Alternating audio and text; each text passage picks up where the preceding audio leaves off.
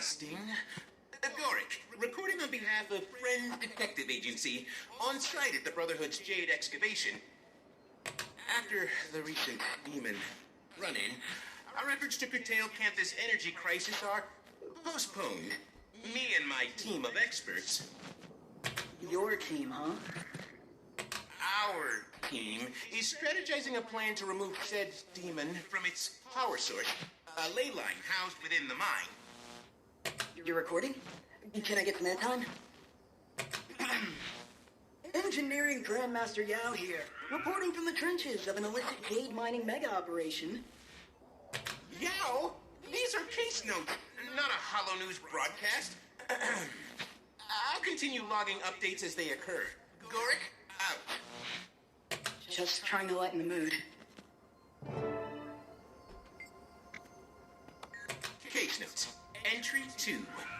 Today I ran further analysis on the unknown element present in the commander's haze samples. Though still indeterminate, I suspect it's a byproduct of the demon, likely agitated by its confined ley line proximity. For now, I've set up a makeshift lab for experimentation here at the mine. It's humble, but rather quaint, if I do say. It will serve my needs for the time being. I just need to keep out a few nosy Kappa trespassers.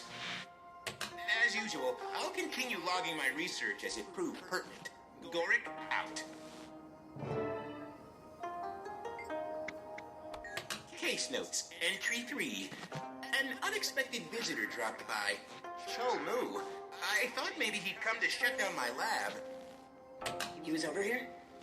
Yeah, he does hate things built without his approval. But he seemed to take an interest in my work, particularly the previously mentioned haze samples. Of course, I was thrilled to recount my current hypotheses, but he seemed more concerned about potential health effects. He's been really torn up about his crew. I'll continue updates once confidentiality can be maintained. Sorry, just curious about the research is all.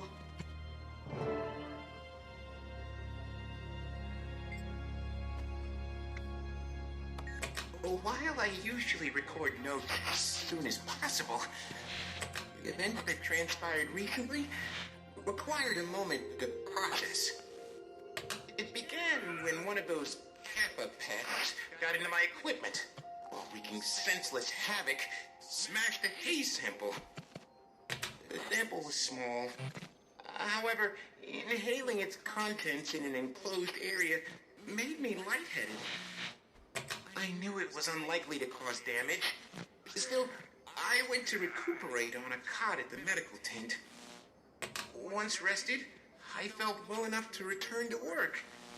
But when I opened my eyes, what I saw made my nausea return full force. Oh, Detective Rama, I mean... Am I interrupting? No, just recording some research notes. I can get back to them later.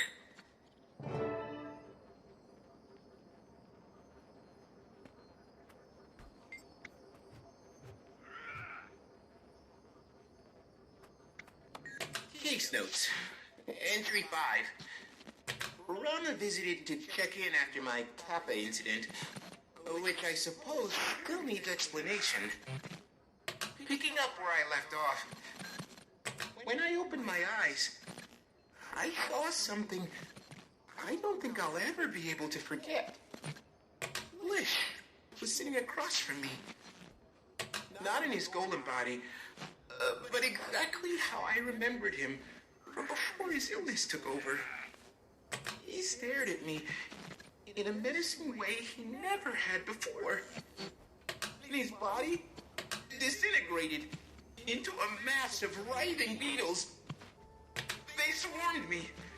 I can still feel the prickle of their claws across my skin. At the point I thought I might suffocate, they vanished. The next thing I remembered, I was clinging tightly to Yao, sobbing. They comforted me until I could pull myself together. Once I found the words, I told them everything. They stayed with me for a long time. And then they returned later with some tea. I'm still shaken up and rather embarrassed about what happened. But I'm so grateful Yao was there to help me through it. I'm going to see Tiny soon, and I plan to tell her everything that happened.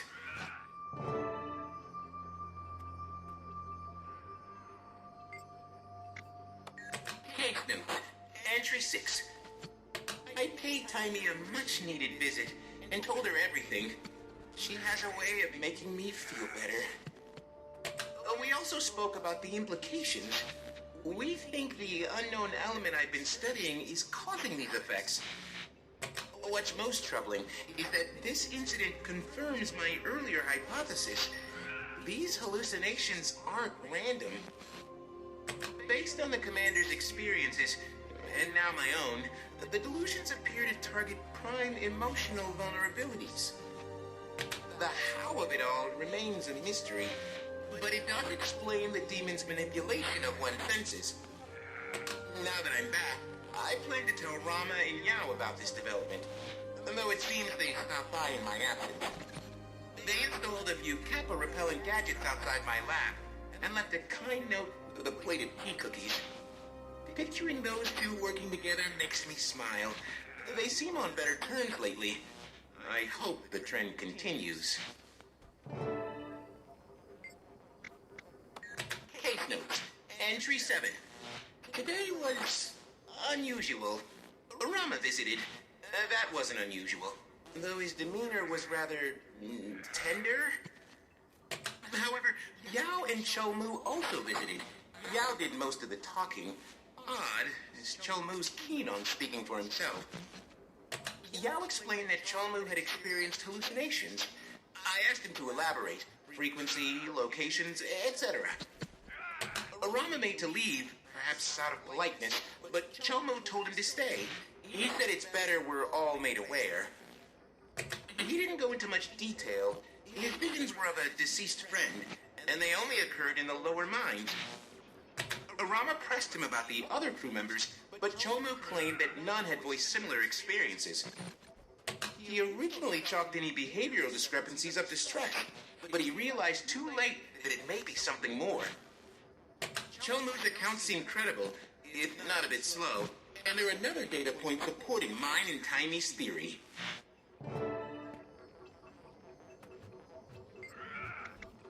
Something unbelievable just happened. Cholmu visited again. Once certain we were alone, he began frantically rambling. He admitted that he'd left out details about his hallucinations because Yao was present. Early on, Cholmu had worked on the forefront of the excavation. Alone one night, he heard someone run up behind him. Before he knew it, he was face down. He could hear the attacker hissing while bashing his head into the ground. Nearly unconscious, Cholmu felt the attacker start chewing his leg. He suspects it may have been trying to eat him. With the strength he had left, he cast off the attacker. He sat up to see one of his captains, blood staining her mouth. Their struggle continued, edging closer to a mine shaft. To keep them from falling, Cholmu tried to ram her backward. But in that moment, she lunged. Instead of hitting him, she flew over his back, free-falling to the bottom of the mine. He was so shocked, he couldn't process it. His crew assumed the captain quit, as she'd recently been acting agitated. That's when his delusions began. He made me swear not to tell Yao, who'd known the captain. But I had to tell someone.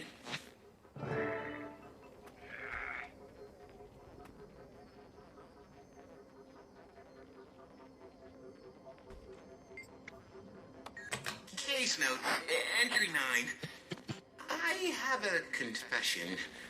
Despite Cholmu swearing me to secrecy, I couldn't keep his story to myself. I paid Tiny another visit and spilled everything. She was shocked, to say the least, but she was glad I confided in her. She echoed Cholmu's request not to tell Yao. There's no use upsetting them. I couldn't bring myself to do so anyway. Still, I feel better getting it off my chest. And as Tiny pointed out, if I was stressed, imagine how Cholmu feels. Between the guilt and the cruelty inherent in these delusions, it puts his behavior into perspective. While I was there, Timmy showed me something exciting. A prototype for a device that she, June, and Yao are working on. It's designed to control the stress response the demon seems to feast on, then channel that power back at it. It's based on my research findings, paired with Yao and June's Jade tech knowledge, and Tiny's everything knowledge. We just might have a solution to our demon problem. Case notes, entry 10. This is it! We've done it! Thank the alchemy! Timmy asked me to stop by as soon as possible. When I arrived, she, Yao, and June were putting the final touches on their newest invention. It boasts several features, not to mention a sleek design. I can't wait till the commander sees, though I need to keep reminding myself to treat this with sensitivity. The commander's role in our plan will likely be the toughest and most psychologically draining. You know, I'm on pins and needles for the invention's debut. Demon, here we come. Gorrik, out.